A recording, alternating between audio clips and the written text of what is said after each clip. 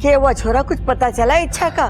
नहीं दादी, इच्छा जहां जहां जा सकती है वहां जाकर मैंने देख लिया, लेकिन वो कहीं नहीं मिली। कहाँ गई होगी छोरी? 8 घंटे से गायब है। मम्मी, अब्बू, किधर था तू? इच्छा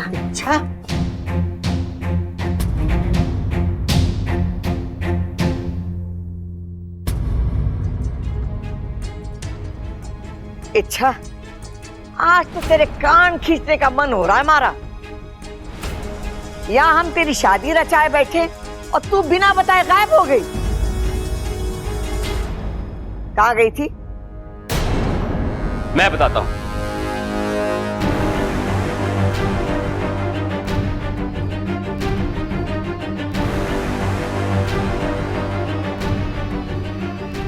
मैं इसलिए क्योंकि इच्छा शायद आपके सवालों के जवाब नहीं दे पाएगी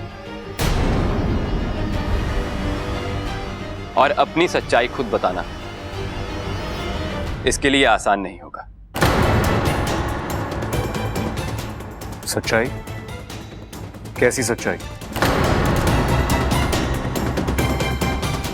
ऐसी कौन सी बात है जो इच्छा हमसे छुपा रही है? बताता हूं। इच्छा,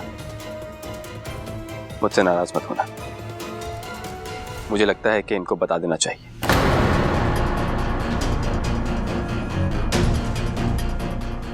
इनको धक्का लगेगा, लेकिन ये खुद को संभाल भी लेंगे।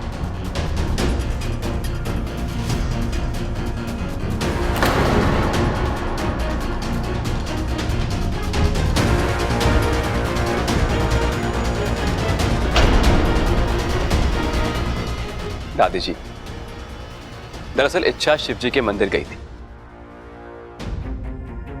और हर बार की तरह मैं उसके पीछे पीछे गया था। मैं ये नहीं जानता कि शिव जी ने उसकी प्रार्थना सुनी या नहीं, लेकिन उसकी प्रार्थना ने मेरी सोच बदल दी। दादी जी, शादी दो अनुरूप लोगों के बीच में होनी चाहिए। जोड़ी ऐसी हो कि लोग भी देख के कहें कि एक दूसरे के लिए बने।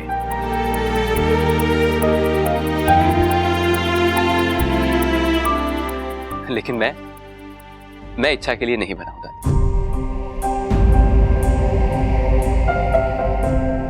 दादी। इच्छा बहुत अच्छी है और मैं जितनी भी कोशिश कर लूं, मैं अच्छाई में उसकी बराबरी नहीं कर सकता। उसकी सोच अलग है, उसका स्वभाव अलग है। मैं चाहे लाख कोशिशें कर लूं, मैं इच्छा जैसा नहीं बन सकता। ऐसे में मेरा इससे शादी करना इच्छा के साथ अन्याय होगा ना। इच्छा की शादी ऐसे लड़के के साथ होनी चाहिए जो इच्छा जैसा हो, जिससे इच्छा प्यार करती हो।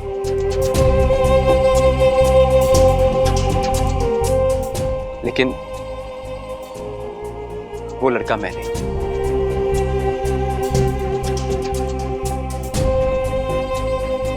लेकिन इच्छा ने शादी के लिए तो हाँ कर दी थी ना।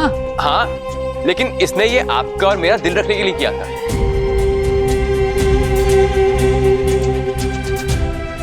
इसकी अच्छाई देखिए, यहां भी वो अपने बारे में नहीं सोच रही, हमारे बारे में सोच रही है, हमारी खुशियों के बारे में सोच रही है। लेकिन अब हमारी बारी है दादी। हमें इच्छा की खुशियों के बारे में सोचना होगा। आप लोगों ने मुझे इस घर में जगह दी, मुझे प्यार दिया, उसके लिए बहुत बहुत धन्यवाद। छोरी, तुझे ये सब मंजूर है? जी दादी, मंजूर है।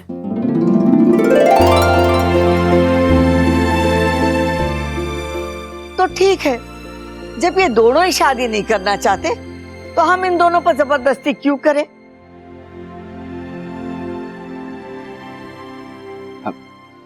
अच्छा, मैं चलता हूं।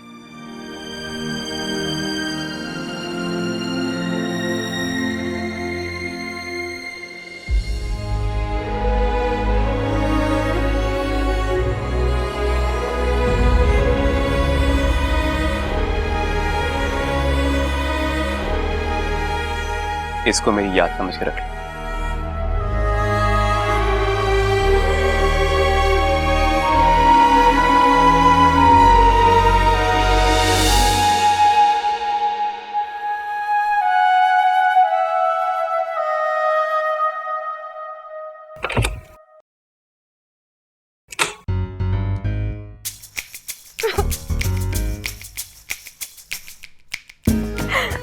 हे नागुमिदेव, मैं आपकी बहुत लाडली हूँ ना।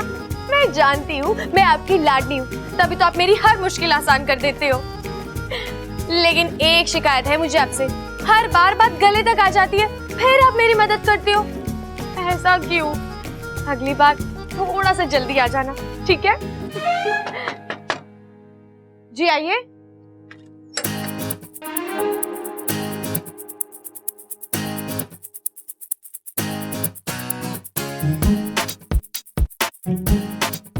जी कहिए। कौन हो तुम?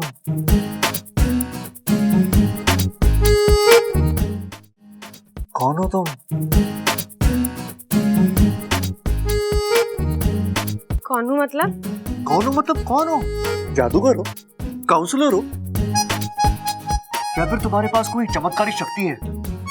बबल जी आप यार कल तक जो मयूरेश हाथ धोकर सॉरी ना धोकर तुम्हारे पीछे पड़ा था, तुमसे शादी करना चाहता था, आज उसने अचानक यू टर्न ले लिया। कैसे? तुमने ऐसा क्या कर दिया? अच्छा मयूरेश की बात शायद सुनी नहीं आपने, इसकी वजह वो खुद दे चुका है। जरूरी नहीं कि जो उसने बताया वही सच है। हाँ, वजह कुछ और भी हो सकती है। और कोई वजह नहीं है। ना, हो ही नहीं सकता। देखो अच्छा, मैं मानता हूं कि मैं तुम्हें आज तक ठीक से समझ नहीं पाया हूं, लेकिन इसका ये मतलब नहीं कि मैं किसी को भी नहीं समझता। और जहां तक मैंने मयूरेश को समझा है, वो इतनी आसानी से मानने वालों में से नहीं है। जरूर तुमने कोई ना कोई चक्कर चलाया। अच्छा देखो, सच बता दो, मैं जानता हूं तुम जितनी बोली बनती हो ना, उतनी बोली हो नहीं। आपको भरोसा करना है तो कीजिए, नहीं करना तो सच्चाई चाहे जो भी हो, लेकिन तुमने मयूरेश से पीछा छुड़ाकर अच्छा ही किया। अच्छा, मुझे यकीन हो गया कि तुम सिर्फ मेरे लिए बने हो, और सिर्फ मुझसे प्यार कर रही हो।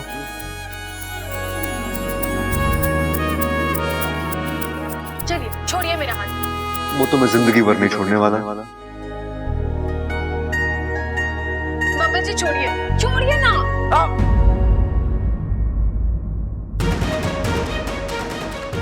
इच्छा, तुम्हारा नाखून कितना तेज है, लगता है मेरी नस कट गई। दिखाइए बबल जी। बबल जी खून आ रहा है, हमें डॉक्टर के पास चलना चाहिए। चलिए आप। तुम्हें बड़ी चिंता हो रही है? क्यों? किस लिए? तुम मुझसे प्यार तो नहीं करती ना? तो इतनी परेशान क्यों हो रही हो? क्या हो गया? नस कट गई ना, कटने दो। अरे खून बह रहा है, बहने तो क्या हो जाएगा, मर जाऊंगा, मरने दो यार।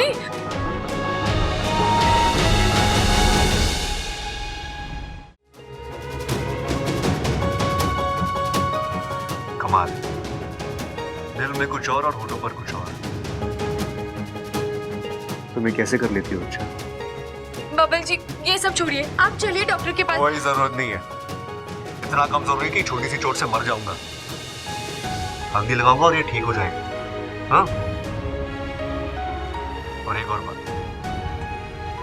अगर तुम्हें मेरी इतनी चिंता, तो मेरे इस दर्द के बारे में नहीं, दिल के दर्द के बारे में सोचो।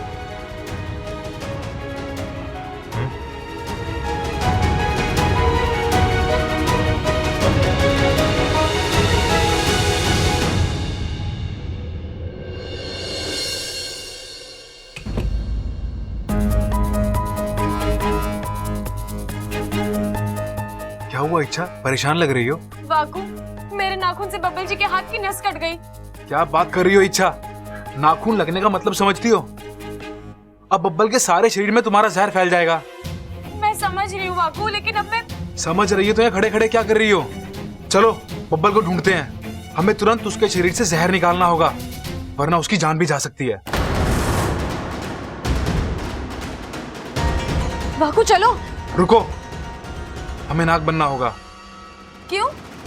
हम नाग बनकर बब्बल के पीछे जाएंगे और जैसे उस पर जहर का असर होगा वो पहली झपकी लेगा और तुम तुरंत आगे बढ़कर उसका जहर खींच लेना। ठीक है, चलो जल्दी।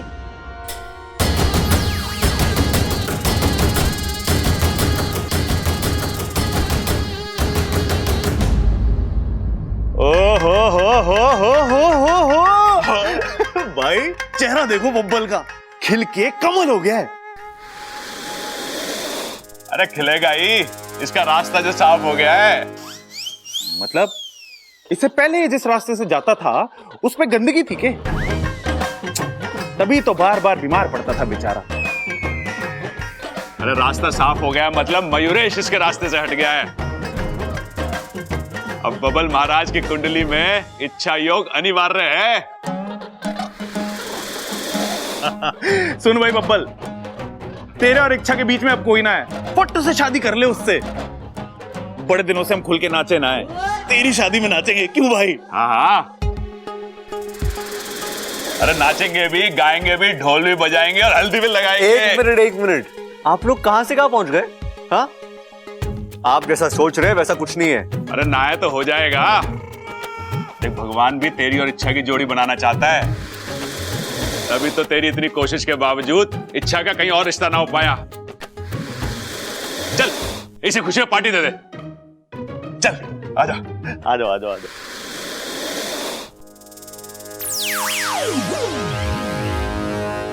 अब तक तो बब्बल जी पर जहर का असर शुरू हो जाना चाहिए था वाकू, लेकिन बब्बल जी तो एकदम स्वस्थ लग रहे हैं। मतलब उन पर जहर का असर हुआ ही नहीं है।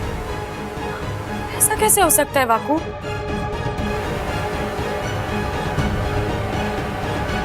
अरे हाँ, घर के सभी लोगों पर तो नाग सुरक्षा कवच है, शायद इसी वजह से। नहीं वाकू, सुरक्षा कवच तो डंक से बचाता है।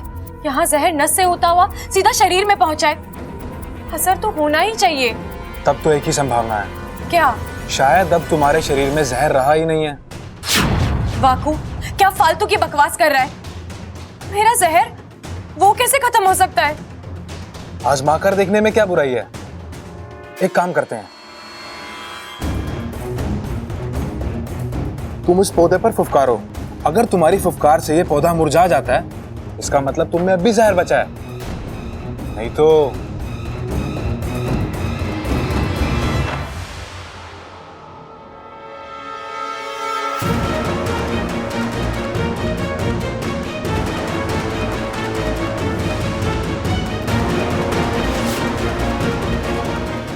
वाकू, इस पर तो कोई असर नहीं हो रहा।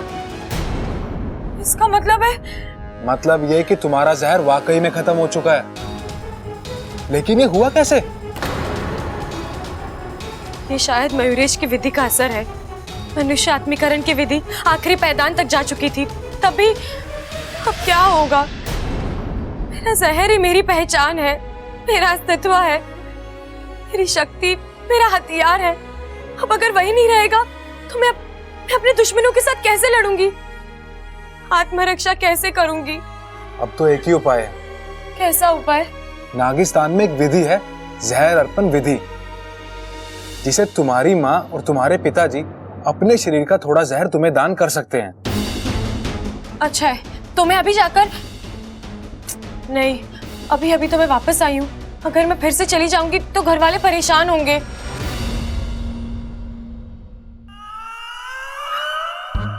वाकू, क्या? नहीं, मैं दोबारा इच्छा नहीं बनूंगा। वाकू आखिरी बार। इच्छा मुझसे नहीं होगा। मैं पिछले कुछ दिनों से बार बार इच्छा बन रहा हूँ। अब तो जज्बात भी लड़कियों वाले आने लगे हैं। हाँ, तो अच्छा है ना, हम दोनों एक दूसरे की बातें और अच्छे से समझेंगे। अरे मेरी शादी का क्या? लड़का हूँ, लड़कियों वाले जज्बातों के साथ कैसे? इच्छा, मैं ये मुश्किल और नहीं उठा सकता। मैं इच्छा नहीं बनूंगा, मतलब नहीं बनूंगा।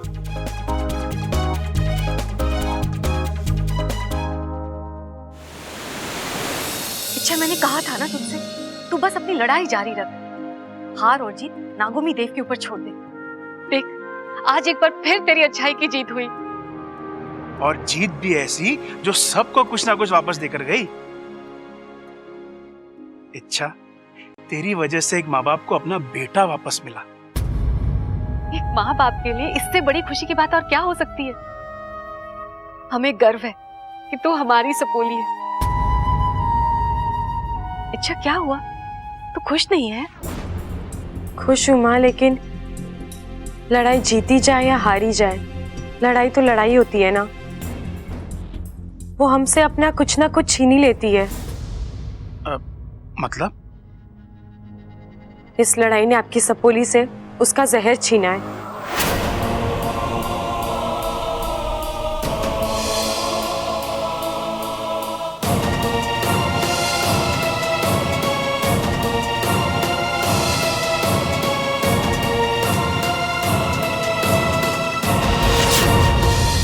एक नागिन के लिए उसका जहर उतना ही मायने रखता है जितनी की उसकी सांस। और अब मेरे अंदर जहर की एक बूंद भी नहीं बची है माँ। तेरी अच्छाई की इतनी बड़ी कीमत? पिताजी, अब जो हुआ सो हुआ, इसके लिए रोने से कोई फायदा नहीं है। अब हमें जल्द से जल्द इसका उपाय करना है, इसलिए मैं यहाँ आई हूँ। माँ, बाकू बता रहा था नागिस्तान में कोई जहर अर्पण विधि है जिसके अंतर्गत आप दोनों अपने शरीर से मुझे कुछ जहर दान कर सकते हो। अगर हम ये विधि कर ले तो। क्या हुआ माँ, आप दोनों कुछ बोल क्यों नहीं रहे? सीधी सादी सी विधि है, हम ये बात विधि की नहीं है इच्छा, समस्या कुछ और है। क्या? इच्छा, अभी फागुन का महीना है और नागिस्तान के नियमों के मुताबिक इस महीने कोई भी नाग किसी दूसरे नाग को जहर दान नहीं कर सकता। माँ बाप तक अपने बच्चों को जहर दान नहीं कर सकते। हमें अगर ये विधि करनी भी है तो अगले महीने कर सकते हैं, अभी नहीं। अच्छा चलो ठीक है, एक ही महीने की तो बात है, वो तो यूं निकल जाएगा। और जैसे ही फागुन खत्म होता है मैं नागिस्तान आ जाऊंगी और फिर हम ये विधि करा लेंगे। ठीक है ना माँ? हाँ। चाचा जी, चाची जी प्रणाम। अरे गिली, कैसी हो तुम? मैं अच्छी हूँ। अरे इच्छा, तू कब आई इंसान लोक से? कैसी है तू? मैं एकदम मस्त हूँ। तू सुना, माँ बता रही थी कुछ दिन पहले तू कांटों वाले गड्ढे में गिर गई थी, काफी घाव भी लगे थे। मरते मरते बची हूँ मैं।